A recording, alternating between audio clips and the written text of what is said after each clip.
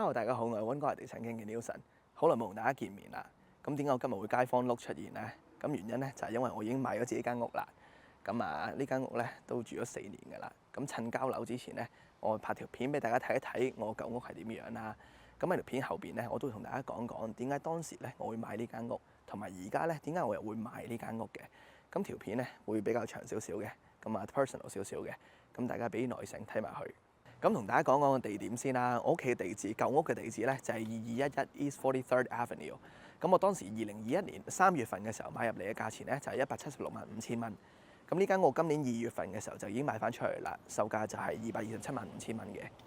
咁呢個區啦叫 Killarney 啦，喺東區嚟講咧算係比較好少少一個區嚟嘅。咁我哋行出去街口咧 Victoria Drive 咧5分鐘嘅啫。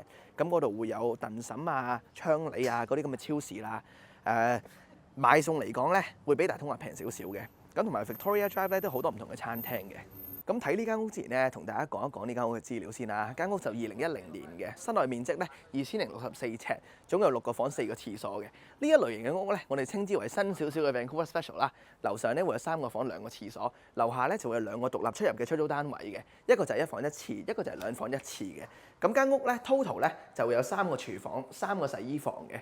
咁呢間屋咧，其實我2020年12月嘅時候咧就accept offer 㗎啦，成交日期就係21年嘅3月嘅。咁我買落 offer 嗰刻咧，其實係正係疫情最嚴峻嘅時候。咁點解我會買咧？咁其實因為我第2個小朋友咧就準備要出世啦。咁我原先住緊個 apartment 咧係已經係唔夠我哋住㗎啦，我哋一家4口唔夠住嘅。咁所以我哋就當時就睇周圍其實都係睇東區。我哋 total 應該係大概睇咗7至8間屋咁上下，咁價錢咧都係由220去到180咁上下咁嘅 price range 啦。220係全新嘅樓啦，180萬就即係舊少少，但係都叫新嘅屋啦。咁當時咧，我哋買呢間屋嘅時候咧，其實就個屋主因為疫情嘅原因咧，佢自己都有小朋友，就唔俾我哋入嚟睇嘅。咁但係由於我係 start from 220幾萬嘅新樓可以睇啦。咁所以我睇到後尾180幾萬嗰啲咧，我係可以話係冇乜 expectation 嘅，即係我覺得佢新咁就 OK 㗎啦。咁其實我哋當時睇樓嘅條件咧幾樣嘢嘅啫，就係佢要係內街啦，要係一個唔錯嘅區啦，要有出租單位啦，間屋唔好太舊，同埋最主要一樣嘢就係流通性嘅問題，即係第時容唔容易賣。咁其實有好多係 bonus 嚟嘅，我哋買嘅時候因為冇得睇啦，呢個山景 bonus 嚟嘅。咁買翻嚟呢間屋咧，都同我預期其實差唔多，因為我哋當時睇嘅新樓咧，都唔係話真係起得特別好。咁我覺得我俾220幾萬買間新樓，我仲要俾 GST， 咁我不如買間真係唔係話太舊嘅新樓，就索性攞少少錢翻嚟執啦。咁間屋執咗啲咩咧？呢間屋到我哋交鎖匙嗰一日咧，其實都同我嘅 expectation 咧係可以話相差不大嘅。唯一一個 surprise 咧，一個 curveball 啦，我哋叫就係呢間屋我哋3個單位啦，佢係一個乾衣機都冇嘅。咁我交屋嘅時候，其實我好 surprise 啊，即係你可以屋企可以冇洗碗機，但係你唔可以冇乾衣機。即係我2個小朋友，我一個禮拜洗幾次衫嘅。咁出租單位都冇乾衣機喎，點出租咧？咁我第一件事其實就揾咗啲電工過嚟裝電，咁買晒3 set 嘅洗衣乾衣機，確保每個單位都有啦。咁樓上全屋窗簾其實係換過晒嘅，同埋冷氣啦，裝咗冷氣好緊要呢個。跟住屋企樓上我哋住緊嗰度嘅廚房 appliances 咧，我哋換過晒嘅。仲有啲咩咧？樓下出租單位個廚房咧揼過嘅。咁除此之外咧，應該係咁多啦。我哋而家嚟到出租單位啦，同大家講一講 off topic。呢個就係個2房出租單位嚟嘅。咁當時咧，我就係租咗1個房出去嘅啫，因為我要用呢個房咧攞嚟做我嘅 office 啊。我有時做嘢可能要閂埋門，咁要湊小朋友咁樣。咁我鋼琴都係喺後邊呢度嘅，俾我女彈琴。咁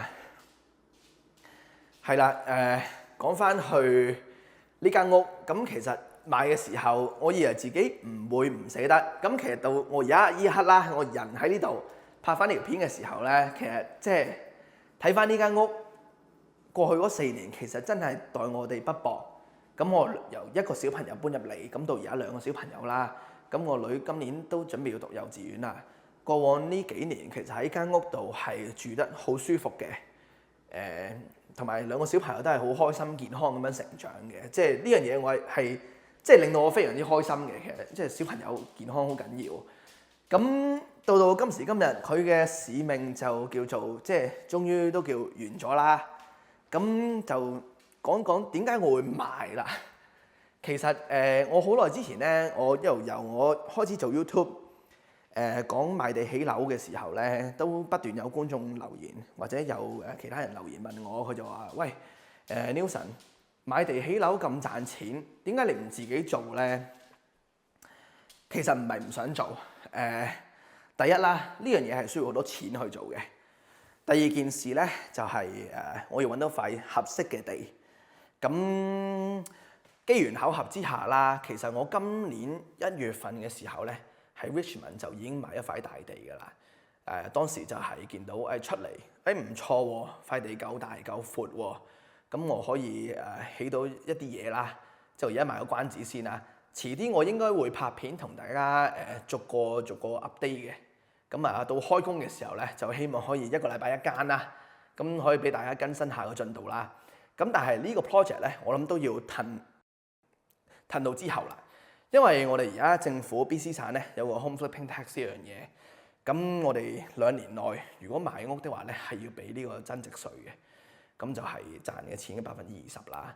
咁我就想 avoid 呢樣嘢嘅，咁但係到時機適合嘅時候咧，我就會開始拍片同大家講我去到咩進度㗎啦。咁去翻係啦，咁就買一塊地先啦。當時我其實係睇中咗就先買咗先嘅，憑信心去做嘅啫。咁買完之後，我決定就要落料出嚟買啦。咁就係去翻由一開頭嗰度，點解要買呢度嘅原因？咁佢都係幫助我今日賣屋嘅原因嚟嘅，就係流通性嘅問題。2025年嘅時候2月，我哋係 accepted offer 嘅呢一間屋。咁賣到個價錢嚟講咧，同區以咁嘅地咁嘅屋嚟講咧，其實係好好嘅賣出去嘅價錢。2025年大家都話係一個比較 slow 嘅市場啦，冇錯嘅，的而且確係嘅。咁因為好多大環境嘅經濟因素影響啦，2025年都係比較慢少少嘅。咁但係就係因為我當初買得好，咁所以我今時今日攞翻間屋出嚟賣嘅時候，都唔會話太多阻滯。我賣嘅時候，通常係用咗唔夠1個月嘅時間就賣出咗㗎啦。咁就係因為好嘅區啦，同埋當時係冇乜同一類型嘅屋可以選擇。咁所以呢個就係咁嘅原因啦。我哋當初買呢間屋嘅時候咧，其實我哋好清楚知道佢唔會係我哋嘅 dream house。